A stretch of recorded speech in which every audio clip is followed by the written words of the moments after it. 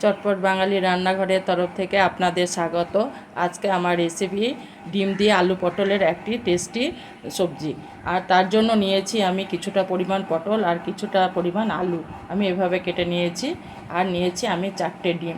ডিম 4টেকে আমি এরকম করে একটু চাকু দিয়ে চিড়ে নেব যেন।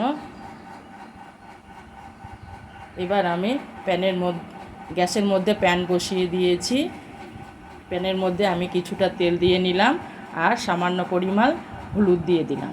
এবার যে ডিম 4টে আমি নিয়েছিলাম ওই 4টে ডিম আমি তেলের মধ্যে ছেড়ে দিলাম। আমি একটু ডিমগুলোকে ভেজে নেব। ডিম ভাজা হয়ে গেছে। এবার আমি ডিমগুলোকে তুলে নিলাম। এবার যে আলুটাকে আমি কেটে রেখেছিলাম সেই আলুটাকে তেলের মধ্যে ছেড়ে দিলাম। ওই তেলের মধ্যেই আমি আলুগুলোকে ছেড়ে দিয়ে লাল করে আমি ভেজে নেব। আর এরপর ওর একসঙ্গেই আমি আলু পটল ভেজে নেব। তারপরে আমি পটলটাকে দিয়েও আমি ভেজে নিলাম। এবার কিছুক্ষণ না আমি ঢাকা দিয়ে এটাকে লাল করে ভেজে নেব। পটল আলু আমার লাল করে ভাজা হয়ে গেছে।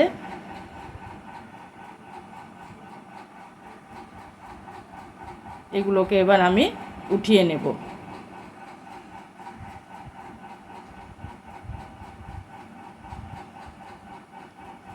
এই সমস্ত যে সবজি ডিম আলু পটল নিয়েছিলাম ওটা একটা প্রেসার কুকারের মধ্যে আমি দিয়ে নিলাম। আর এর মধ্যে দিয়ে নেব পরিমাণ মতো লবণ আর পরিমাণ মতো জল দিয়ে দিলাম। এটাকে আমি পুরোটা ঢাকনাটা লাগিয়ে 3টে মিডিয়াম হিটে 3টে আমি সিটি দিয়ে নেব। এবার কড়াইয়ের মধ্যে আমি কিছুটা পরিমাণ তেল দিয়ে নেব। 3 চামচ আমি তেল দিয়ে নিলাম। ফোড়নের জন্য আমি একটা তেজপাতা দিয়ে দিলাম আর দিয়ে দিলাম কিছুটা পরিমাণ গোটা জিরে। এবার আমি এটাকে একটু তেলে নেড়ে নিলাম। এটা খুব অল্প টাইমের মধ্যে হয়ে যায়। আর দিয়ে নেব কিছুটা গরম মশলা। এগুলো দিয়ে আমি আবারও ভেজে নেব। আর একটা মিডিয়াম সাইজে পেঁয়াজ কেটে রেখেছিলাম এটাও আমি তেলের মধ্যে দিয়ে দিলাম। এভাবে একবার রান্না করে দেখবেন। আমার 30 বছর অভিজ্ঞতার রান্না। এবার আমি একটা এর মধ্যে 2 চামচ আদা রসুনের পেস্ট দিয়ে দিলাম। আবারও নেড়েচেড়ে একটু কষিয়ে নেব কাঁচা গন্ধটা যাওয়া পর্যন্ত। এবার একটা মিডিয়াম সাইজের টমেটো আমি পেস্ট করে রেখেছিলাম যেটা এর মধ্যে দিয়ে দিলাম। আবারও আমি এটাকে একসঙ্গে কষিয়ে নেব। এবার আমার দিলাম 1/2 চামচ হলুদ, 1/2 চামচ লঙ্কার গুঁড়ো, 1/2 চামচ জিরের গুঁড়ো, 1/3 পরিমাণ ধনের গুঁড়ো দিয়ে আবারও আমি এই মশলাটাকে ভালো করে একবার কষিয়ে নেব। যত ভালো কষানো হবে তরকারির টেস্টও তত ভালো হয়। একটু জল দিয়ে দিলাম, শুকনো লাগছিল তাই আমি একটু জল দিয়ে আবারও মশলাটাকে ভালো করে কষিয়ে নেব।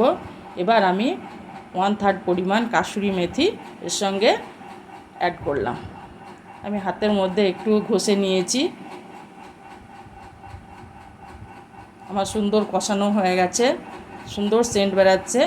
এবার যে প্রেসারে আমি 3টে সিটি দিয়ে রেখেছিলাম আলু পটল ডিম একসঙ্গে সেটা আমি এর মধ্যে ঢেলে দিলাম।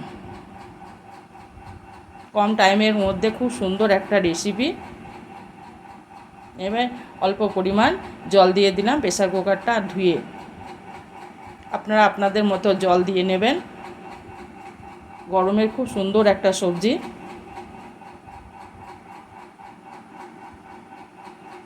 এবার আমি এটাকে ভালো করে নেড়ে চেড়ে আবারও 5 মিনিট। এবার আমি 1/2 চামচ চিনি অ্যাড করলাম।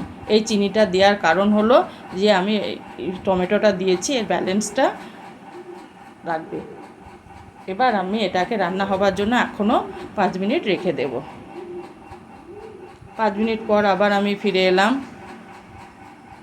যে কিছুটা আমি 4টে আমি লঙ্কাকে কেটে রেখেছিলাম ছোটো ছোটো, সেটা আমি এর মধ্যে দিয়ে দিলাম। এইভাবে লঙ্কাকে রান্নার আগে যদি আপনারা দিয়ে দেন তাহলে লঙ্কার ঝাল অতটা যায় না, কিন্তু তরকারির মধ্যে কিন্তু যে লঙ্কার একটা সুন্দর টেস্ট থাকে সেটা পাওয়া যায়। এবার আমি 1 চামচ গরম মশলা দিয়ে দিলাম। গরম মশলাটা দেওয়ার পর আমি পুরো তরকারিটা কাঁচা লঙ্কা গরম মশলার সঙ্গে ভালো করে মিশিয়ে নেব। এবার আমি 1 চামচ ঘি এর মধ্যে দিয়ে দিলাম। যদি আমার ভিডিওটা ভালো লাগে তবে একটা লাইক করবেন, সাবস্ক্রাইব করে আমার চ্যানেলটির পাশে থাকবেন। এবার আমি ঢাকা দিয়ে রেস্টে রাখবো, তারপরে আমি পরিবেশনের জন্য গরম গরম রেডি করব।